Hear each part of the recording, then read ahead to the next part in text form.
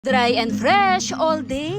Kumuha lamang ako ng 2 pirasong panty liner pagkatapos dito nga sa pinaka panty liner natin kung meron kayong maliit-liit ay mas maganda yung gamit-gamitin. Kumuha lamang din talaga ng bra. Dito nga sa pinaka bra natin, ilagay natin yung pinaka panty liner sa bawat gilid nito dito mismo sa pinaka cover ng pinaka kapo. Depende sa size, depende sa laki ng ating ginagamit ang ating ilalagay. At dito nga sa aking panty liner, medyo malaki nga ang datingan nito pero ikat natin yung bawat gitna nito.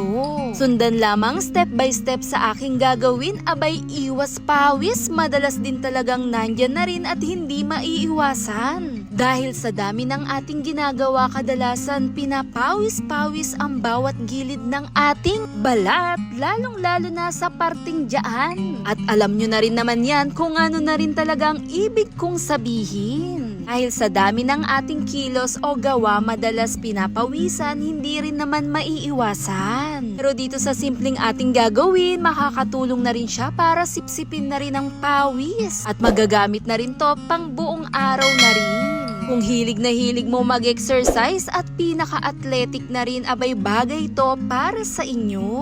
Dahil tumutulong na rin siyang maiwasan ang pagkaroon ng pawis at mapoprotektahan na rin ang iyong balat. Dito nga sa aking ginawa sa pinaka-panty liner, pagkatapos kong ikat, i-cross style nga lang po at idirektang idikit doon mismo sa cup ng pinaka-bra. Kung push-up bra naman ang iyong gamit-gamit, abay pwedeng-pwede rin to.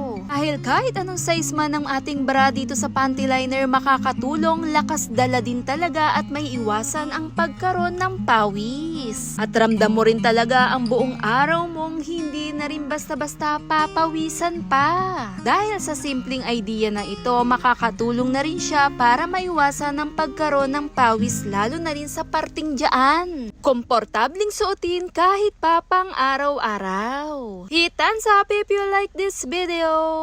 Thanks for watching.